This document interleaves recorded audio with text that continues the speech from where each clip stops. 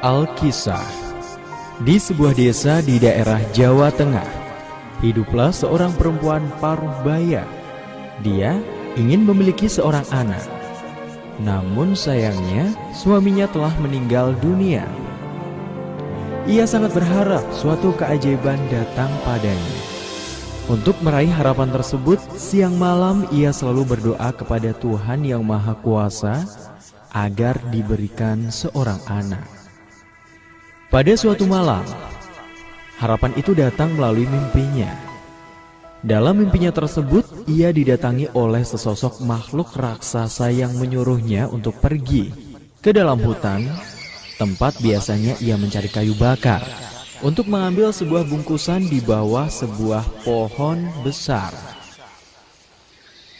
Saat terbangun di pagi hari, ternyata aku mimpi. Mimpiku seperti benar-benar nyata, benar-benar ajaib. Rasanya aku tidak percaya dengan mimpiku.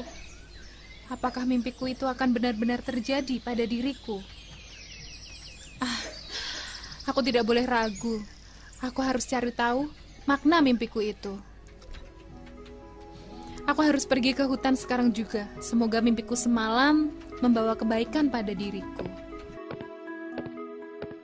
dengan penuh harapan, perempuan janda tersebut bergegas menuju ke tempat yang ditunjukkan oleh raksasa itu.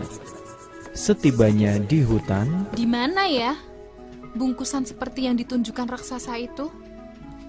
Oh, itu dia, ada di pohon besar. Aku akan segera ke sana.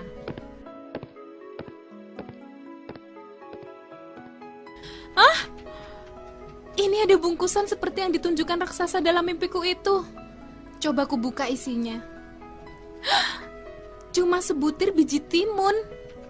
Kukira isi bungkusan ini seorang bayi. Tapi apa maksudnya ya? Raksasa itu menunjukkan aku sebutir biji timun ini. Buat apa biji timun ini? Aku tidak mengerti. di saat perempuan janda itu kebingungan, tanpa disadari di belakangnya tiba-tiba ada sesosok makhluk raksasa berdiri sambil tertawa terbahak-bahak. Raksasa itu! Raksasa itu! Yang hadir dalam mimpiku. Aduh, aku takut sekali. Ampun raksasa, jangan memakanku. Aku masih ingin hidup. Jangan takut perempuan tua. Aku tidak akan memakanmu. Bukankah kamu menginginkan seorang anak? Benar raksasa? Kalau begitu, segera tanam biji timun itu. Kelak, kamu akan mendapatkan seorang anak perempuan. Tapi ingat, kamu harus menyerahkan anak itu kepadaku saat ia nanti sudah dewasa. Anak itu akan kujadikan santapanku. Karena begitu besar keinginannya untuk memiliki anak, tanpa sadar, ibu timun emas menjawab, Baiklah raksasa, aku bersedia menyerahkan anak itu nanti kepadamu. Begitu perempuan janda itu selesai menyatakan kesedihannya, raksasa itu pun berlalu di hadapannya. Perempuan itu segera menanam biji timun itu di ladangnya. Setiap hari ia merawat tanaman itu dengan baik. 2 bulan kemudian, tanaman itu pun mulai berbuah. Syukurlah, tanaman timunku sudah berbuah. Tapi kok buahnya cuma 1 ya? Dan warnanya pun berwarna kuning keemasan. Cakep sekali timun ini. Sepertinya timun ini juga sudah masak. Sebaiknya aku petik sekarang juga dan segera gue bawa pulang. Aduh, ternyata berat sekali timun ini ya. Begitu sesampainya di rumah, perempuan janda itu segera membelah timun emas dengan sangat hati-hati sekali. Dan apa yang dilihatnya? Seorang bayi perempuan. Wah, bayi ini sangat cantik sekali. Aku ingin sekali menggendongnya.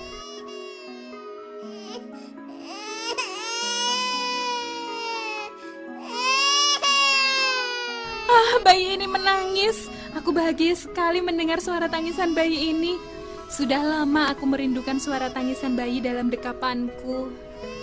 Baiklah anakku sayang, karena kau lahir dari dalam sebuah timun yang berwarna keemasan, sekarang kau kuberi nama Timun Mas. Tapi kau jangan menangis lagi ya sayang. Ini ibumu nak. Cup cup cup cup. Jangan menangis ya. Perempuan janda itu merasakan sangat bahagia. Hingga tidak terasa air matanya menetes membasahi kedua pipinya yang sudah mulai keriput. Perasaan bahagia itu membuatnya lupa kepada janjinya bahwa dia akan menyerahkan bayi itu kepada raksasa itu suatu saat kelak. Ia merawat dan mendidik Timun Mas dengan penuh kasih sayang, hingga tumbuh menjadi gadis yang cantik, cerdas, dan perangainya baik. Oleh karena itu ia sangat sayang kepadanya. Pada suatu malam, perempuan janda itu kembali bermimpi didatangi oleh raksasa tersebut dan berpesan kepadanya bahwa seminggu lagi ia akan datang menjemput Timun Mas.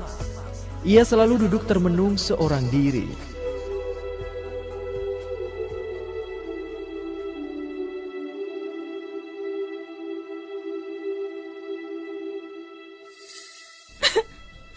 Aku tidak bisa berpisah dengan anak yang sangat kusayangi. Kenapa aku baru menyadari bahwa raksasa itu ternyata jahat? Timun Mas akan dijadikan santapannya. Aku tidak rela. Aku sedih sekali. Tanpa disadari perempuan janda tersebut, Timun Mas sering memperhatikan ibunya duduk termenung sendirian. Kemudian di suatu sore, Timun Mas memberanikan diri untuk menanyakan kegundahan hati ibundanya. Bu, akhir-akhir ini ibu sering termenung dan kelihatannya ibu nampak sedih. Apa yang sedang ibu pikirkan? Barangkali aku bisa membantu mengurangi kesedihan ibu. Gimana ya? Ibu tidak ingin kau ikut bersedih, nak. Ibu tidak ingin kehilanganmu. Ibu tidak bisa jauh darimu. Ibu juga sangat menyayangimu. Apa maksudnya, Bu? Aku tidak mengerti, Bu. Ada apa sih sebenarnya, Bu? Katakan sejujurnya. Kenapa ibu bicara seperti itu? Aku makin tidak mengerti, Bu. Katakan terus terang, Ibu. Karena kau memaksa ibu terus, ya sudahlah. Baiklah nak, ibu akan menceritakan asal-usulmu. Sebenarnya ibu tidak ingin menceritakan perihal asal-usulmu yang selama ini ibu rahasiakan. Maafkan ibu nak, selama ini ibu merahasiakan sesuatu kepadamu. Rahasia apa, Bu? Timun Mas, sebenarnya kamu bukanlah anak kandung ibu yang lahir dari rahim ibu. Apa, Bu? Aku bukan anak kandung ibu. Terus aku ini anak siapa, Bu? Tenang dulu anakku. Baiklah, akan ibu ceritakan semuanya perihal dirimu. Ibu pernah bermimpi didatangi raksasa besar. Kemudian raksasa itu menyuruh mengambil bungkusan di hutan. Di dalam bungkusan itu ada biji timun, kemudian disuruh menanam. Setelah berbuah, buah itu akan diambil raksasa untuk dijadikan santapannya. Dan isi buah itu adalah kau, anakku. Apa maksud ibu?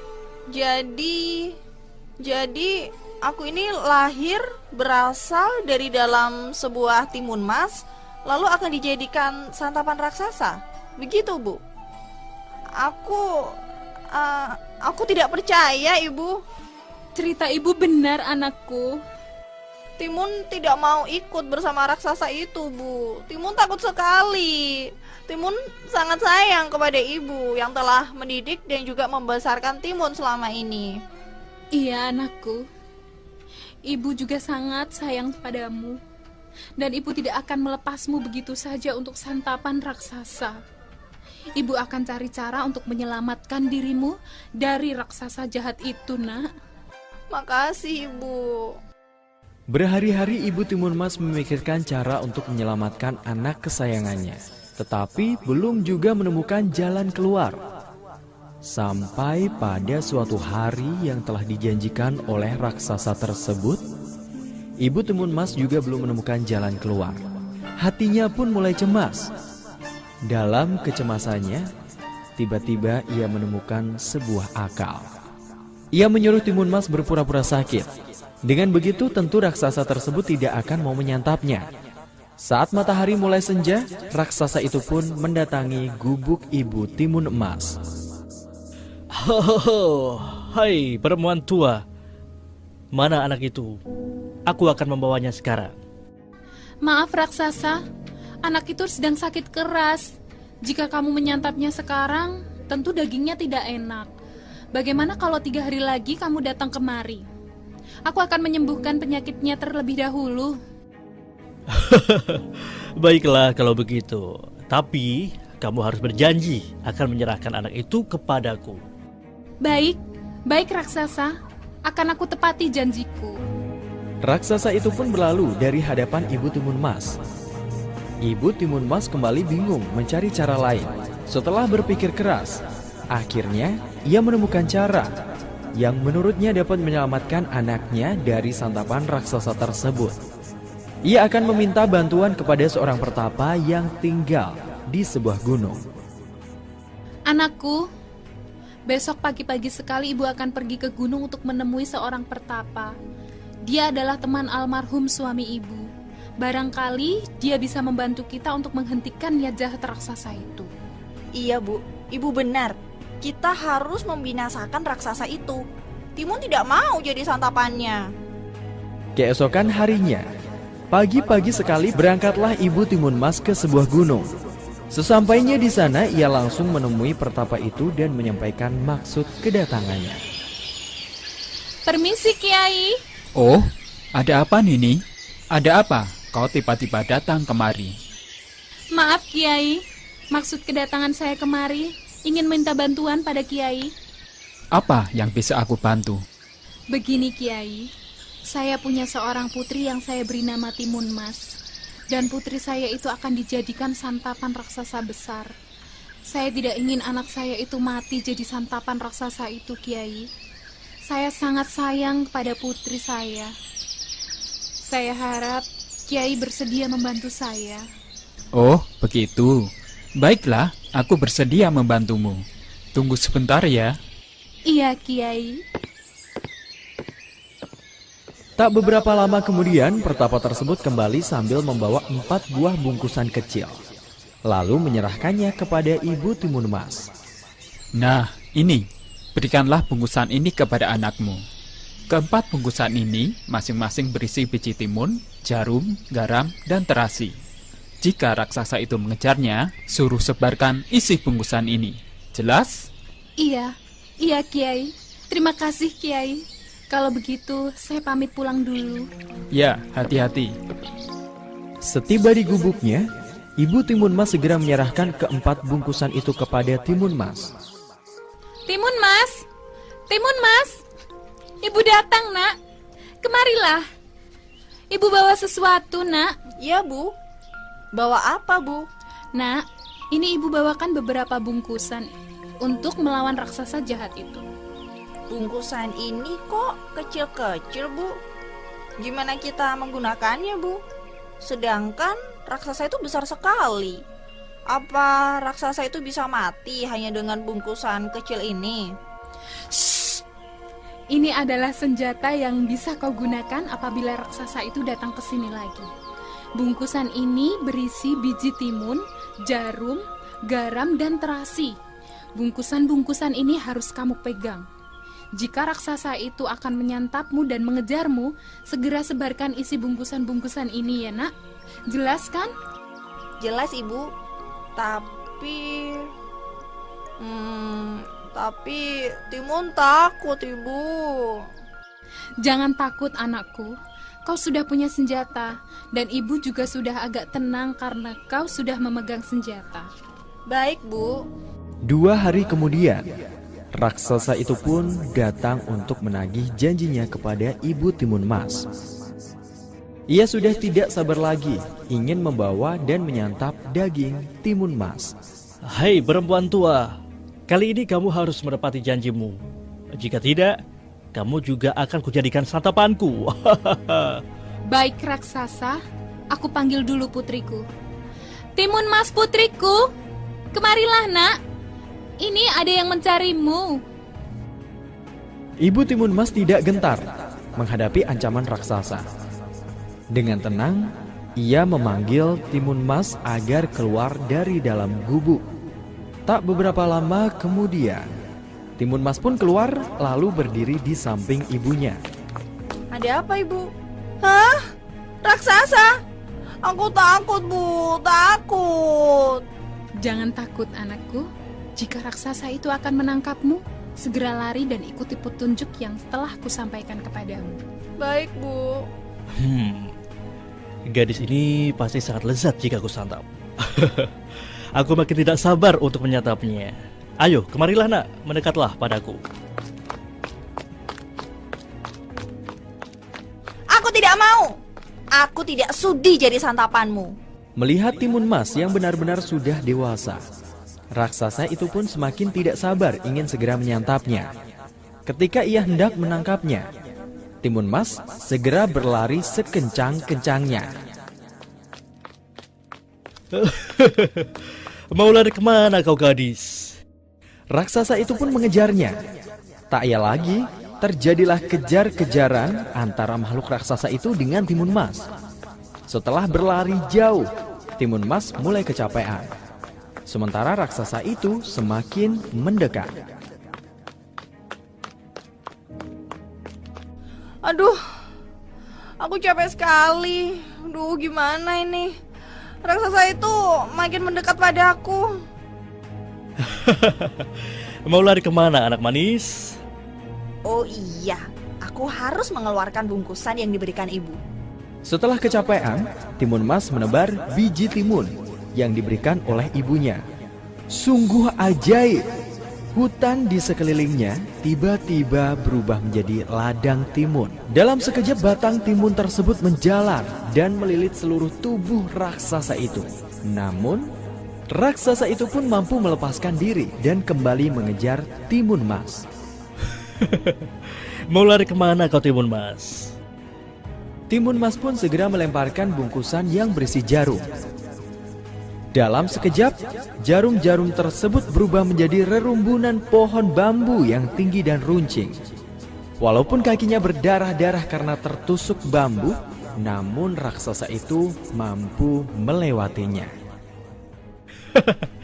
Mau lari kemana kau Timun Mas? Aku akan terus mengejarmu. Duh, gimana ini? Aku udah melempar 2 bungkusan biji timun dan jarum. Raksasa itu masih berhasil menyelamatkan diri dan terus mengejarku. Aduh, aku takut sekali. Gak apa-apa. Aku masih punya beberapa bungkusan lagi. Baik, aku buka bungkusan satunya lagi.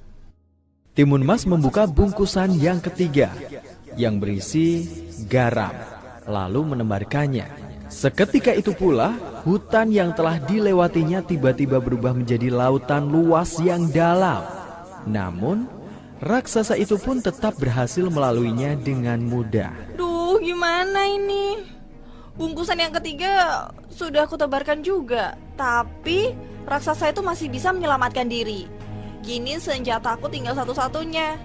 Jika senjataku satu-satunya ini tidak berhasil melumpuhkan raksasa itu, maka tamatlah riwayatku. Baiklah, aku akan berusaha, semoga senjataku yang tinggal satu ini bisa membinasakan raksasa itu. Nih raksasa, terimalah ini. Dengan penuh keyakinan, ia pun melemparkan bungkusan terakhir yang berisikan terasi. Seketika itu pula, tempat jatuhnya terasi tersebut tiba-tiba menjelma menjadi lautan lumpur yang mendidih. Alhasil, raksasa itu pun tercebur ke dalamnya dan tewas seketika. Syukurlah, raksasa itu sudah mati. Yeay, aku selamat. Terima kasih Tuhan. Aku harus segera pulang menyampaikan kabar gembira ini pada ibu.